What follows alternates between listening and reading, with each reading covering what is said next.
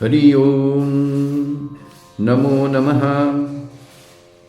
अथ स्कंद महापुराणे माहेश्वरखंडे केदारखंडे पंचमोऽध्यायस्य द्वितीयो भागः। पुराकृतयुगे यासीदिन्द्रसेनो नराधिपः प्रतिष्ठानाधिपो वीरो मृगया रसिकः सदा अब्रह्मण्यः सदा क्रूर केवलासुतृपः सदा परप्राणैर्निजप्राणान् पुष्णाति स खलः सदा परस्त्रीलम्पटोऽत्यन्तं परद्रव्येषु लोलुपः ब्राह्मणा घातितास्तेन सुरापश्च निरन्तरम्। प्राचीन काल में सत्य युग में इंद्रसेन नामक राजा प्रतिष्ठानपुरी का अधिपति था। वह वीर, सतत शिकार करने वाला, अब्रह्मण्य, क्रूर, सदा आत्मतृप्ति में लगा तथा नियत दुष्ट स्वभाव वाला था। यह अन्य के प्राणों द्वारा अपने प्राण का पोषण करता था। वह नितांत परनारी लंपट तथा परद्रव्य के प्रति लोलुप था। वह ब्राह्मणों का हत्यारा तथा अत्यंत मद्यप भी था। गुरुतल्पगतोत्यर्थं सदा सौवर्णतस्करः तथा भूतानुगा सर्वे राज्ञस्तस्य दुरात्मनः। एवं बहुविधं राज्यं चकार स दुरात्मवान् ततः कालेन महता पञ्चत्वं प्राप दुर्मतिः। तदा याम्यैश्च नीतो साविन्द्रसेनो दुरात्मवान् यमान्तिकमनुप्राप्तस्तदा राजा सकल्मषः। यमेन दुष्टस्तत्रासाविन्द्रसेनो ग्रतस्थितः अभ्युत्थानपरो भूत्वा ननाम शिरसा शिवम्। दूतान् संवर्षयामास यमो धर्मभृतांबरः पाशैर्बद्धं चेन्द्रसेनं मुक्त्वा प्रोवाच धर्मराट। इसे गुरुपत्नी गमन में भी कोई संकोच नहीं था। स्वर्ण अपहरण को भी वह त्रुटिपूर्ण कर्म नहीं मानता था। इस दुरात्मा राजा के जो सब अनुचर तथा सहचर थे, सभी उसी की तरह दुरात्मा थे। यह दुर्वृत्त राजा इस प्रकार से गर्हित वृत्ति का आश्रय लेकर दीर्घ काल पर्यंत राज्य करता रहा। अंत में काल क्रमेण वह दुर्मति मृत हो गया। तत्पश्चात यमदूत उस दुर्वृत्त राजा को यमपुरी ले गए। पापी इंद्रसेन को यम के समक्ष लाया गया। उसकी ओर देखकर धर्मधारी लोगों के वरेण्य यम उठे तथा उन्होंने शिव को प्रणाम करके यमदूतों को बुरा भला कहा।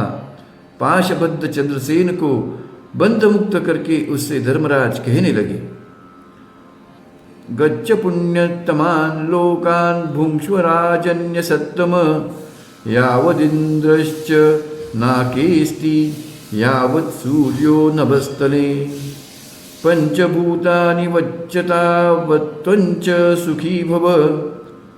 सुकृती त्वं महाराज शिवभक्तोऽसि नित्यदा।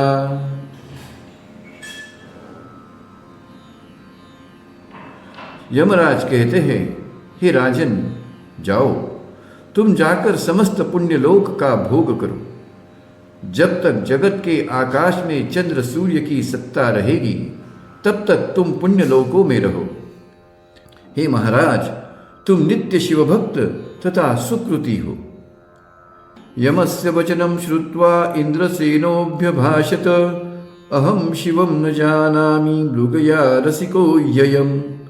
तच्छ्रुत्वा वचनं तस्य यमो भाष्यमभाषत, आहर प्रहरस्वेति उक्तं चेदं सदा त्वया। तेन कर्म विपाकेन सदा पूतोऽसि मानद, तस्मात् त्वं गच्छ कैलास पर्वतं शंकरं प्रति। यम का वचन सुनकर इंद्रसेन ने कहा, शिव कौन है मैं नहीं जानता, मैं तो सतत मृगया करता रहता था। यम ने उनकी बात सुनकर प्रत्युत्तर में कहा, तुम अपने राजत्व काल में सदा आहार, प्रहर प्रभृति शब्द कहा करते थे। इस प्रकार तुम्हारे मुख से हर यह नाम उच्चारित होता था। इससे तुम पवित्र हो गए। हे मानद, तुम कैलाश पर्वत पर शंकर के पास जाओ। एवं संभाषमाणस्य यमस्य च महात्मनः आगता शिवदूतास्ते वृषारूढ़ा महाप्रभाः नीलकंठा दशभुजा पंचवक्त्रास्त्रिलोचनाः कपर्दिनकुण्डलीन शशाङ्काङ्कितमौलयः तान् दृष्ट्वा सहसोत्थाय यमो धर्मभृतां वर पूजयामास तान् सर्वान् महेन्द्र प्रतिमांस्तदा त्वरितेनैव ते सर्वे उचुर्वैवस्वतं यमम् अत्रागतो महाभाग इंद्रसेनोमितद्युतिः नाम्न प्रवर्तको नित्यं रुद्रस्य च महात्मनः। महात्मा इस प्रकार वार्तालाप कर ही रहे थे कि वहां शिवदूतगण पहुंच गए। ये सभी शिवदूत वृष पर आरूढ़ महातेजस्वी, नीलकंठ, दशभुज, पंचशीर वाले, त्रिनेत्र, कपर्दी, कुंडली थे। सबके शिर पर चंद्रमा विराजित थे। धर्मधारी गण के वरेण्य यम ने इन महेंद्र के समान रूप वाले शिवदूतों को देखकर तत्क्षण उठकर पूजन किया। तभी वे सब सूर्यपुत्र यम से कहने लगे, हे महाभाग, जो नित्य महात्मा रुद्र का नाम कीर्तन करते थे, वे अमित द्युति महात्मा इंद्रसेन यहाँ आए हैं क्या?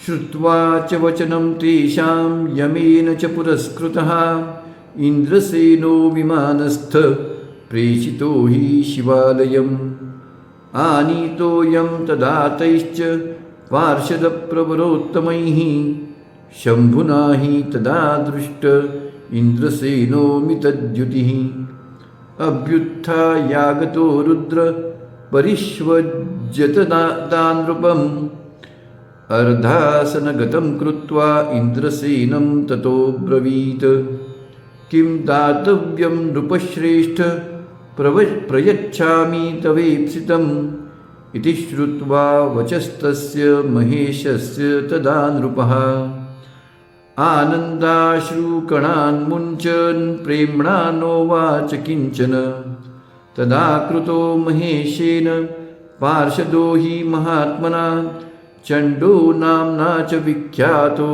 मुंडस्य च सखा प्रियः। उन शिवगणों का वचन सुनकर यम ने उन इंद्रसेन को आगे किया तथा विमान द्वारा शिव के पास भेजा। जब शंभु के प्रधान पारिषद इन अमित तेजस्वी इंद्रसेन को लाए, तब शंभु ने उसको देखते ही उठकर आलिंगन किया तथा अपने आधे आसन पर बैठाकर कहा, हे राजन, तुम्हें मैं क्या वांछित वस्तु प्रदान करूं? यह राजा महादेव का कथन सुनकर आनंदाश्रु छलकाते प्रेम में भरकर कुछ भी न कह सका। तब महेश्वर ने उसे अपने पार्षदों में स्थान प्रदान किया। यहाँ वह चंड नामक शिव पार्षद बना, जो शिवगण मुंड का प्रिय सखा था।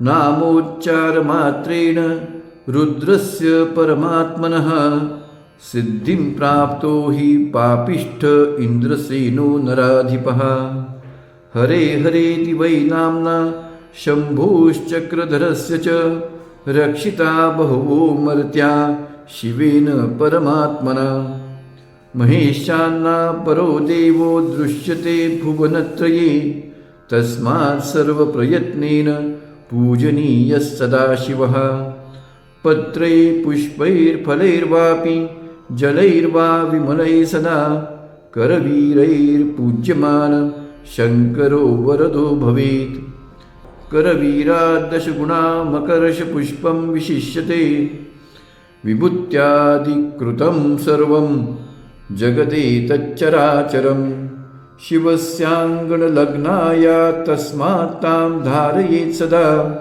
ततस्त्रिपुण्ड्रे यत्पुण्यन्त शृणुध्वं द्विजोत्तमाः।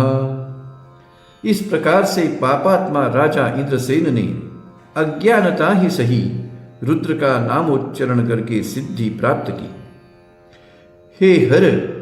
हे हरे शंभु तथा चक्रधर, ये नामोच्चार करने से परमात्मा शिव द्वारा अनेक मनुष्यों की रक्षा की गई है। इस त्रिभुवन में महेश की अपेक्षा किसी श्रेष्ठ देवता को नहीं देखा गया, इसलिए सर्व प्रयत्न पूर्वक एकमात्र सदाशिव का ही पूजन करें। पत्र, पुष्प, फल, विमल जल तथा कनेर से शंकर पूजन द्वारा वे वरद हो जाते हैं। कनेर से मदार पुष्प की 10 गुनी महिमा है। यह चराचर समस्त जगत शिव विभूति से निर्मित है। यह विभूति भस्म सदा शिव के अंगों से युक्त रहती है, अतः यह सर्वदा वर्णीय है। इस प्रकार से त्रिपुंड्र धारण द्वारा समस्त पापों का नाश होता है तथा पुण्य उदित होता है। सर्व पापहरं पुण्यं तच्छृणुध्वं द्विजोत्तमाः स्तेन कोऽपि महापापो घातितो राजदूतकैः तं खादितुं समायातश्वाशिरस्युपरि स्थितः नखान्तरालसंलग्ना रक्षा तस्यैव पापिनः ललाटे पतिता तस्य त्रिपुण्ड्राङ्कितमुद्रया चैतन्येन विना तस्य देहमात्रैकलग्नया कैलासं तस्करो नीतो रुद्रदूतैस्ततस्तदा विभूतेर्महिमानं तु को विशेषितुमर्हति। हे द्विजोत्तम गण, जो इस विभूति से त्रिपुंड्र लगाता है उसको जो पुण्य संचय है उसे सुने। एक बार एक अत्यंत पापी तस्कर राजरक्षकों द्वारा मारा गया। इस मारे गए तस्कर का मांस खाने के लिए आया एक कुत्ता उसके मस्तक पर चढ़ गया। तब इस कुत्ते के नखों में लगी धूल रेखा उस शव के मस्तक पर त्रिपुंड्र ऐसी लग गई। मात्र इसी से वह तस्कर रुद्रदूत गणों द्वारा तत्काल कैलाश ले जाया गया। अतः विभूति की जो महिमा है उसे कौन अधिक कह सकता है। विभूत्या मंडितांगानां नराणां पुण्यकर्मणां मुखे पंचाक्षरो येषां रुद्रास्तेनात्र संशयः जटाकलापिनो ये च ये रुद्राक्ष विभूषणाः ते वै मनुष्यरूपेण रुद्रा नास्तत्र संशयः तस्मात् सदाशिवः पुंभिः पूजनीयो हि नित्यशः प्रातर्मध्याह्नकाले च सायं संध्या विशिष्यते। जिन पुण्यकर्मा मनुष्यों का अंग विभूति मंडित है तथा मुख से सदा पंचाक्षर मंत्र ओम नमः शिवाय का उच्चारण होता है, वे साक्षात रुद्र है, इसमें तनिक संदेह नहीं है। जो जटाजूटधारी तथा रुद्राक्ष धारण से शोभायमान है वे भी साक्षात मनुष्य रूपी रुद्र है, इसमें भी संदेह नहीं है। इसलिए सदाशिव सदैव पूज्य है। प्रातः, मध्याह्न, सायाह्न तीनों काल में शिव दर्शन प्रशस्त है। प्रातस्तु दर्शनाच्छम्बोर्नेशमेनो व्यपोहति मध्याह्ने दर्शनाच्छम्बो सप्तजन्मर्जितं नृणां पापं प्रणाशमायाति निशायां नैव गण्यते शिवेति द्व्यक्षरं नाम महापापप्रणाशनम् येषां मुखोद्गतं नृणां तैरिदं धार्यते जगत् शिवाङ्गणे तु या भेरी स्थापिता पुण्यकर्मभिः तस्यानादेन पूता वै ये च पापरता जनाः पाषण्डिनोऽप्यसद्वादास्तेऽपि यान्ति परां गतिम्। प्रातः शिव दर्शन से रात्रि कृत पाप निवृत्त होता है। मध्याह्न में शिव दर्शन से 7 जन्मों के पाप से प्राणी छूट जाता है। निशाकृत शिव दर्शन से पाप नामक कुछ भी बाकी नहीं रह जाता। शिव यह 2 अक्षरों का नाम महापातक नाशक है। यह नाम जिनके मुख से उच्चारित होता है, यह जगत उनके ही द्वारा रक्षित है।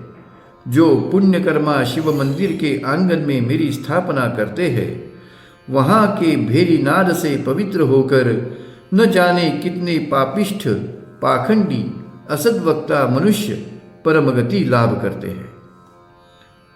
पशोर्यस्य च संबंधा चर्मणा च शिवालये नृभिर्या स्थापिता भेरी मृदंग मुरजादि च स पशु शिव सान्निध्य माप्नोत्यत्र न संशयः तस्मात् ततं च विततं घनं सुशिरमेव च चामराणि महार्हाणि मंचकाशयनानि च।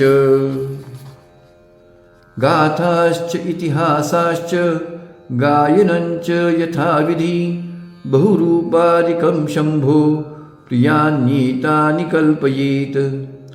कल्पयित्वा च गच्छन्ति शिवलोकं हि पापिनः सुधर्माणो महात्मान् शिवपूजा विशारदाः। गुरोर्मुखाच्च सम्प्राप्त शिवपूजारताश्च ये शिवरूपेण ये विश्वं पश्यन्ति कृतनिश्चयाः। जिस पशु के चर्म को वेष्टित करने से भेरी, मृदंग, मूरज आदि वाद्य शिवालय में स्थापित किया जाता है, वह पशु भी शिव का सान्निध्य प्राप्त कर लेता है।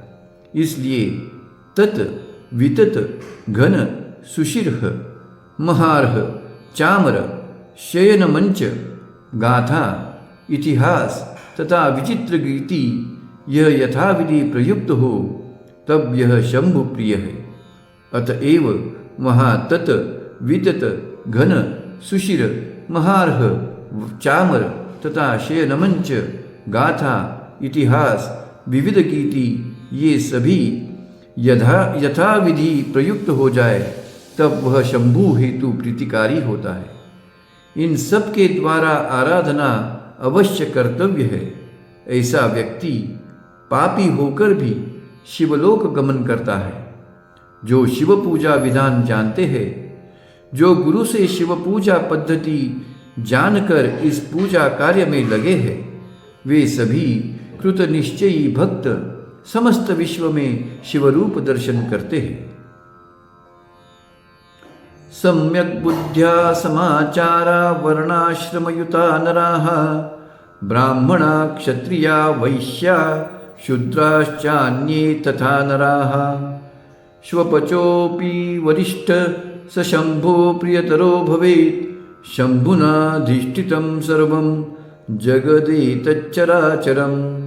तस्मात् सर्वं शिवमयं ज्ञातव्यं सुविशेषतः वेदैः पुराणैः शास्त्रैश्च तथोपनिषदैरपि। आगमैर्विविधैः शम्भुर्ज्ञातव्यो नात्र संशयः निष्कामैश्च सकामैश्च पूजनीयः सदाशिवः। जो सम्यक बुद्धि द्वारा सदाचार तथा वर्णाश्रम धर्म का पालन करते हैं, ऐसे ब्राह्मण, क्षत्रिय, वैश्य, शूद्र किंवा अन्य कोई भी जाति क्यों न हो, वे सभी सुधर्मिष्ठ महात्मा ही हैं। अधिक क्या कहे, शिव पूजक चांडाल भी वरिष्ठ तथा शंभु प्रिय हो जाता है। यह सचराचर जगत जीव से अधिष्ठित है, अतः सभी शिवमय ही है। वेद, पुराण, उपनिषद तथा नाना आगम वाक्य एकमात्र शंभु से ही जाना जा सकता है। इस संबंध में कोई संशय नहीं है चाहे व्यक्ति सकाम हो अथवा निष्काम हो, प्रत्येक के लिए शिवार्चन विहित कहा गया है। हरि ओम हरि ओम हरि ओम। शुभम भवतु।